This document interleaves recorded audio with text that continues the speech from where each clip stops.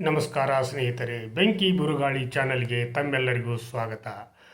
ಕರ್ನಾಟಕ ರಾಜ್ಯದ ಮುಖ್ಯಮಂತ್ರಿಯಾಗಿ ಆಯ್ಕೆ ಆದಮೇಲೆ ಡಿ ಕೆ ಶಿವಕುಮಾರ್ ಅವರ ಮೊದಲನೇ ಸಚಿವ ಒಂದು ಗಿರಿಯನ್ನು ಯಾರ್ಯಾರಿಗೆ ಕೊಟ್ಟಿದ್ದಾರೆ ಅನ್ನೋದು ತಮ್ಮೆಲ್ಲರಿಗೂ ಕೂಡ ಗೊತ್ತು.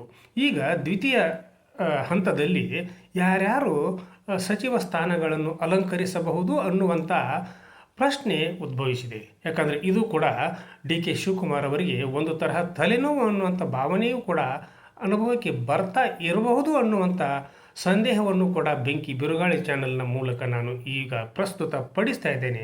ಹಾಗಾದರೆ ಸುಮಾರು 13 ಅಥವಾ 14ನೇ ತಾರೀಕಿಗೆ ಮಂತ್ರಿಮಂಡಲ ಪುನರಚನೆ ಆಗಬಹುದು ಅನ್ನುವಂಥ ಸುದ್ದಿಗಳು ಕೂಡ ರಾಜಕೀಯ ವಲಯಗಳಲ್ಲಿ ಚರ್ಚೆ ಆಗ್ತಾ ಇರತಕ್ಕಂಥ ಈ ಸಂದರ್ಭದಲ್ಲಿ ಯಾರ್ಯಾರು ಆಗಬಹುದು ಮತ್ತು ಯಾರ್ಯಾರಿಗೆ ಮಂತ್ರಿಗಿರಿ ಸ್ಥಾನ ಒಲಿದು ಬರಬಹುದು ಅನ್ನುವಂಥ ಪ್ರಶ್ನೆಗಳಾಗಿಯೇ ಉಳಿತಾ ಇವೆ.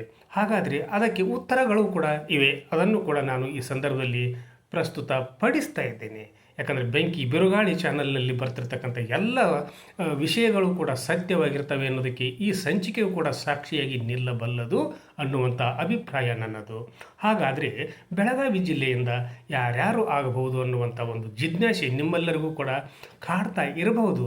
ಆದರೂ ಕೂಡ ಅದರಲ್ಲಿಯೂ ಕೂಡ ಹೆಕ್ಕಿ ತೆಗೆದು ಅಳೆದು ತೂಗಿ ಈ ಒಂದು ಸಂದರ್ಭದಲ್ಲಿ ಈ ಸಂಚಿಕೆಯನ್ನು ನಾನು ಮಾಡ್ತಾ ಇದ್ದೇನೆ. ಅದೇನಂತಂದರೆ, ಬೆಳಗಾವಿಗೆ ಈಗಾಗಲೇ ಲೋಕೋಪಯೋಗಿ ಸಚಿವರಾಗಿ ಮಾನ್ಯ ಸತೀಶ್ ಜಾರಕಿಹೊಳಿ ಅವರು ಈಗಾಗಲೇ ಮಂತ್ರಿಗಿರಿಯನ್ನು ಅಲಂಕರಿಸಿದ್ದಾರೆ. ಹಾಗೂ ಈಗಾಗಲೇ ಅವರು ತಮ್ಮ ಕೆಲಸ ಕಾರ್ಯಗಳನ್ನು ಕೂಡ ಪ್ರಾರಂಭನೂ ಕೂಡ ಮಾಡ್ತಾ ಇದ್ದಾರೆ. ಆಮೇಲೆ ಬೆಳಗಾವಿ ಜಿಲ್ಲೆ ಕರ್ನಾಟಕದಲ್ಲಿನೇ ಬೆಂಗಳೂರನ್ನು ಹೊರತುಪಡಿಸಿದರೆ ಎರಡನೆಯ ಅತಿ ದೊಡ್ಡ ಜಿಲ್ಲೆ. ಯಾಕಂದರೆ ಸುಮಾರು ಬೆಂಗಳೂರಿನಲ್ಲಿ ಎಷ್ಟು ಜನರಿಗೆ ಮಂತ್ರಿಗಿರಿಯನ್ನು ಕೊಡ್ತಾ ಇದ್ದಾರೆ ಪ್ರತಿಯೊಂದು ಸರ್ಕಾರಗಳಲ್ಲಿ ಅಂತ ವಿಚಾರ ಮಾಡಿದಾಗ ಅಷ್ಟೇ ಪ್ರಮಾಣದಲ್ಲಿ ಕೊಡೋದೇನು ಬೇಡ. ಆದರೆ ಬೆಳಗಾವಿ ಜಿಲ್ಲೆಯನ್ನು ಕೂಡ ಕಣ್ಣು ತೆರೆದು ನೋಡಲಿಕ್ಕೆ ಇವರಿಗೆ ಏನಾಗಿದೆ ಅನ್ನುವಂಥ ಪ್ರಶ್ನೆಗಳನ್ನು ಕೂಡ ಬೆಳಗಾವಿ ಜಿಲ್ಲೆಯ ಮತದಾರರು ಹಾಗೂ ಜನರು ಕೇಳ್ತಾ ಇರತಕ್ಕಂಥದ್ದು ಸ್ವಾಭಾವಿಕ. ಹಾಗಾದರೆ ಇಷ್ಟೊಂದು ಪ್ರಮಾಣದಲ್ಲಿ ಬೃಹತ್ ಪ್ರಮಾಣದಲ್ಲಿ ಬೆಳೀತಾ ಇರತಕ್ಕಂಥ ಹಾಗೂ ಬೆಳೆದಿರತಕ್ಕಂಥ ವಿಧಾನಸಭಾ ಕ್ಷೇತ್ರಗಳನ್ನು ಹಾಗೂ 2 ಲೋಕಸಭಾ ಕ್ಷೇತ್ರಗಳನ್ನು ಹೊಂದಿರತಕ್ಕಂಥ ದೊಡ್ಡ ಜಿಲ್ಲೆ ಬೆಳಗಾವಿ ಜಿಲ್ಲೆ.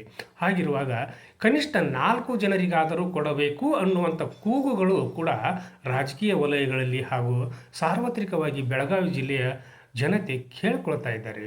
ಹಾಗಿದ್ದಾಗ ಅಷ್ಟು ಪ್ರಮಾಣದಲ್ಲಿ ಕೊಡಲಿಕ್ಕೆ ಆಗದೆ ಇದ್ದರೂ ಕೂಡ ಸುಮಾರು 3 ಜನರಿಗಾದರೂ ಕೂಡ ಮಂತ್ರಿಮಂಡಲದಲ್ಲಿ ಸ್ಥಾನ ಸಿಗಬೇಕು ಅನ್ನುವಂಥ ಒಕ್ಕೊರಲಿನ ಕೂಗನ್ನು ಕೂಡ ಬೆಳಗಾವಿಗರು ಕೇಳ್ತಾ ಇದ್ದಾರೆ.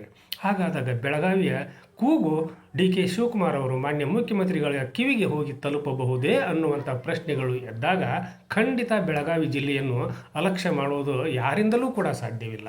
ಹಾಗಿದ್ದಾಗ ಈ ಸಂದರ್ಭದಲ್ಲಿ ನಮ್ಮ ಬೆಳಗಾವಿ ಜಿಲ್ಲೆಯ ಜನತೆಯ ಒಂದು ವಿಚಾರವಾಗಿ ನಾನು ಈ ಸಂದರ್ಭದಲ್ಲಿ ಮಾತಾಡಲಿಕ್ಕೆ ಬೆಂಕಿ ಬಿರುಗಾಳಿಯನ್ನು ನಾನು ಬಳಸಿಕೊಳ್ತಾ ಇದ್ದೇನೆ. ಹಾಗಿದ್ರೆ ಯಾರ್ಯಾರು ಆಗ್ಬೋದು ಅಂತಂದರೆ, ಮೊದಲನೇದಾಗಿ ಲಕ್ಷ್ಮಣ ಸವದಿ ಅವರು ಖಂಡಿತವಾಗಿಯೂ ಮಂತ್ರಿಗಳು ಆಗಲಿಕ್ಕೇ ಬೇಕು ಅನ್ನುವಂಥ ಕೂಗು ಬೆಳಗಾವಿಗರದು. ಯಾಕಂದರೆ ಅವರು ಭಾರತೀಯ ಜನತಾ ಪಕ್ಷವನ್ನು ಬಿಟ್ಟು ಬರುವಂಥ ಸಂದರ್ಭದಲ್ಲಿ ಇದೇ ನಮ್ಮ ಮುಖ್ಯಮಂತ್ರಿಗಳಾಗಿರ್ತಕ್ಕಂಥ ಡಿ ಕೆ ಶಿವಕುಮಾರ್ ಅವರು ಮುತುವರ್ಜಿ ವಹಿಸಿ, ಅದರಲ್ಲೂ ಕೂಡ ಬಹಳ ಮುತುವರ್ಜಿ ವಹಿಸಿ ಅವರನ್ನು ಪಕ್ಷಕ್ಕೆ ಬರಮಾಡಿಕೊಂಡ್ರು, ಟಿಕೆಟನ್ನು ಕೂಡ ಕೊಟ್ಟರು ಮತ್ತು ಅವರು ಆರಿಸಿಯೂ ಕೂಡ ಬಂದರು. ಹಾಗಿದ್ದಾಗ ನಿಮಗೆ ನಾವು ಮಂತ್ರಿಮಂಡಲದಲ್ಲಿ ಸ್ಥಾನಗಳನ್ನು ಕೊಡ್ತೀವಿ, ಮಾನಗಳನ್ನು ಕೊಡ್ತೀವಿ ಅನ್ನುವಂಥ ಆಶ್ವಾಸನೆಯನ್ನು ಕೊಟ್ಟು ಅವರನ್ನು ಕರೆದು ತಂದರು. ಈಗ ಅವರಿಗೂ ಕೂಡ ಖಂಡಿತವಾಗಿಯೂ ಕೊಡಲೇಬೇಕು. ಯಾಕಂದರೆ ಒಂದು ವೇಳೆ ಲಕ್ಷ್ಮಣ ಸವದಿಯವರಿಗೆ ಟಿಕೆಟನ್ನು ಕೊಡದೇ ಇರತಕ್ಕಂಥ ಪರಿಸ್ಥಿತಿ ಏನಾದರೂ ಉದ್ಭವಿಸಿದರೆ, ಯಾಕಂದರೆ ಬೆಳಗಾವಿಯ ಒಳ ಆಂತರ್ಯಗಳನ್ನು ಬಲ್ಲವರಿಗೆ ಅದು ಗೊತ್ತು. ಅಕಸ್ಮಾತ್ ಈ ಸಲವೂ ಕೂಡ ಅವರಿಗೆ ಮಂತ್ರಿ ಸ್ಥಾನದಲ್ಲಿ ಸ್ಥಾನವು ಸಿಗದೇ ಇದ್ದರೆ ಲಕ್ಷ್ಮಣ ಸವದಿ ಹೇಳಿ ಕೇಳಿ ಒಬ್ಬ ದೊಡ್ಡ ವ್ಯಕ್ತಿ, ಜೊತೆಗೆ ಗಟ್ಟಿತನವನ್ನು ಹೊಂದಿರತಕ್ಕಂಥ ರಾಜಕೀಯದಲ್ಲಿ ಬೆಳೆದು ಬಂದಿರತಕ್ಕಂಥ ಒಬ್ಬ ದೊಡ್ಡ ವ್ಯಕ್ತಿ ಅಂಥವರು ಅಕಸ್ಮಾತ್ ಏನಾದರೂ ಕಾಂಗ್ರೆಸ್ಸಿನ ಮೇಲೆ ಮುನಿಸಿಕೊಂಡದ್ದನೇ ಅಂತಂದರೆ ಬಹುತೇಕ ಲಿಂಗಾಯತ ಸಮುದಾಯ ಕಾಂಗ್ರೆಸ್ನಿಂದ ಬೇರೆ ಹೋಗಬಹುದು ಅನ್ನುವಂಥ ಆಲೋಚನೆಗಳು ಕೂಡ ಸಾರ್ವತ್ರಿಕವಾಗಿ ಕೇಳಿ ಬರ್ತಾ ಇವೆ. ಹಾಗಿದ್ದರೆ ಯಾವತ್ತೂ ಕೂಡ ಲಕ್ಷ್ಮಣ ಸವದಿಯವರು ಮಂತ್ರಿಗಳಾಗಿ ವಿಜೃಂಭಿಸ್ತಾರೆ ಅನ್ನುವಂಥ ಆಶಾಭಾವನೆ ಖಂಡಿತವಾಗಿಯೂ ಬೆಳಗಾವಿಗರಲ್ಲಿ ಇದೆ. ಎರಡನೇದಾಗಿ ಲಕ್ಷ್ಮೀ ಹೆಬ್ಬಾಳ್ಕರ್ ಅಂತಂದರೆ ಮಹಿಳಾ ಮಹಿಳಾ ಪ್ರತಿನಿಧಿ. ಅವರು ಈಗಾಗಲೇ 3 ವರ್ಷಗಳ ಕಾಲ ಸಿದ್ದರಾಮಯ್ಯನವರ ನೇತೃತ್ವದ ಸರ್ಕಾರದಲ್ಲಿ ಮಹಿಳಾ ಮತ್ತು ಮಕ್ಕಳ ಅಭಿವೃದ್ಧಿ ಇಲಾಖೆಯ ಸಚಿವರಾಗಿ ಕಾರ್ಯವನ್ನು ಮಾಡಿದ್ದಾರೆ. ಜೊತೆಗೆ ಅವರು ಅನುಭವಿ ಕೂಡ ಈ ಸಂದರ್ಭದಲ್ಲಿ ಆಗಿದ್ದಾರೆ ಅನ್ನುವಂಥ ಭಾವನೆಗಳು ಕೂಡ ಕಾರ್ಯಕರ್ತರಲ್ಲಿ, ಜನತೆಯಲ್ಲೂ ಕೂಡ ಇವೆ. ಆಮೇಲೆ ಅವರು ಡಿ.ಕೆ. ಶಿವಕುಮಾರ್ ಅವರ ಆತ್ಮೀಯ ಒಬ್ಬ ಶಾಸಕರಾಗಿ ರೂಪುಗೊಂಡಿದ್ದಾರೆ. ಹಾಗೂ ಇವರನ್ನು ಈ ಸಲವೂ ಕೂಡ ಮಂತ್ರಿಗಳನ್ನಾಗಿ ಮಾಡಬಹುದೇ ಅನ್ನುವಂಥ ಪ್ರಶ್ನೆಗಳು ಎದ್ದಾಗ ಯಾಕೆ ಮಾಡಬಾರ್ದು ಅನ್ನುವಂಥ ಪ್ರಶ್ನೆಗಳನ್ನು ಕೂಡ ಜನತೆ ಹಾಕ್ತಾರೆ. ಹಾಗಿದ್ದಾಗ ಇವರು ಕೂಡ ಆಗಲಿ ಏನು ತೊಂದರೆ ಇಲ್ಲ. ಯಾಕಂದ್ರೆ ಸಮಸ್ತ ನಾಡಿನ ಮಹಿಳಾ ಪ್ರತಿನಿಧಿಯಾಗಿ ಇವರು ಆಯ್ಕೆ ಆಗೋದರಿಂದ ಮತ್ತು ಇವರು ಉತ್ಸಾಹಿಗಳಿದ್ದಾರೆ. ಜಾಣತನದಲ್ಲಿಯೂ ಕೂಡ ಇವರು ಮುಂದಿದ್ದಾರೆ. ಹಾಗೂ ಯಾವ ರೀತಿ ನಡೆದುಕೊಳ್ಳಬೇಕು ಮತ್ತು ಪಕ್ಷಕ್ಕೆ ಒಂದು ಒಳಿತಾಗುವಂಥ ರೀತಿಯಲ್ಲಿ ಯಾವ ರೀತಿ ನಾವು ಕಾರ್ಯವನ್ನು ನಿರ್ವಹಿಸಬೇಕು ಅನ್ನುವಂಥ ವಿಚಾರಧಾರೆಯನ್ನು ಹೊಂದಿರತಕ್ಕಂಥ ಪ್ರಭಾವಿ ಶಾಸಕರು ಇವರು.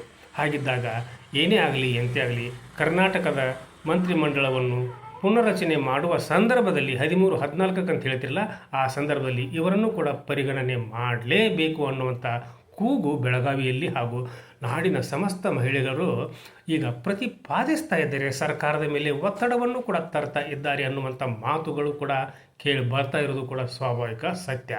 ಆಮೇಲೆ ಮೂರನೆಯವರು ಬೆಳಗಾವಿ ಜಿಲ್ಲೆ ಅಷ್ಟೇ ಅಲ್ಲ, ಕರ್ನಾಟಕ ರಾಜ್ಯದಲ್ಲಿ ರಾಜಕಾರಣದ ಹಿರಿತನದಲ್ಲಿ ಒಂದು ಕೈ ಮೇಲೆ ಅನ್ನುವಂಥ ಮಾತು ರಾಮದುರ್ಗದ ಶಾಸಕರಾಗಿರ್ತಕ್ಕಂಥ ಅಶೋಕ್ ಪಟ್ಟಣವರು. ಯಾಕಂದರೆ ಈಗಾಗಲೇ ಸಿದ್ದರಾಮಯ್ಯನವರು ಅವರು ಸೋತಾಗ ರಾಮದುರ್ಗದಲ್ಲಿ ಇರತಕ್ಕಂಥ ನಡೆದಿರ್ತಕ್ಕಂಥ ಸಭೆಯಲ್ಲಿನೇ ಅವರಿಗೆ ಮಾತು ಕೊಟ್ಟಿದ್ದರು ಜನತೆಗೆ, ಅದು ರಾಮದುರ್ಗದ ಮತದಾರರಿಗೆ. ಇಲ್ಲ, ನೀವು ಅವ್ರನ್ನ ಸೋಲಿಸಿ ತಪ್ಪು ಮಾಡಿದ್ರಿ, ಇಲ್ಲ ಅಂತಂದ್ರೆ ಅವರು ಮಂತ್ರಿಗಳಾಗ್ತಿದ್ರು ಅನ್ನುವಂಥ ಮಾತುಗಳನ್ನು ಕೂಡ ಹೇಳಿದರು. ಈಗ ಸಿದ್ದರಾಮಯ್ಯನವರು ಅಧಿಕಾರದಲ್ಲಿ ಇದ್ದಾಗ ತನ್ನ ಆಪ್ತ ವಲಯಗಳಲ್ಲಿ ಗುರುತಿಸಿಕೊಂಡಿರ್ತಕ್ಕಂಥ ಈಗ ಡಿ.ಕೆ. ಶಿವಕುಮಾರ್ ಅವರಿಗೂ ಅವರು ತುಂಬ ಆತ್ಮೀಯರೇ, ಅದರಲ್ಲೇನು ಸಂಶಯ ಇಲ್ಲ. ಆವಾಗ ಮಾತು ಕೊಟ್ಟಂತೆ ತಾವು ಮುಖ್ಯಮಂತ್ರಿಗಳಾದಾಗಲೂ ಕೂಡ ಪಾಪ ಅವರಿಗೆ ಮಂತ್ರಿಗಳನ್ನಾಗಿ ಮಾಡಲಿಲ್ಲ. ಈಗಲಾದರೂ ಕೂಡ ಡಿ.ಕೆ. ಶಿವಕುಮಾರ್ ಅವರ ಆತ್ಮೀಯ ವಲಯಗಳಲ್ಲಿ ಅವರು ಮತ್ತು ಸಿದ್ದರಾಮಯ್ಯನವರ ಆತ್ಮೀಯ ವಲಯದಲ್ಲಿಯೂ ಕೂಡ ಇರತಕ್ಕಂಥವ್ರು.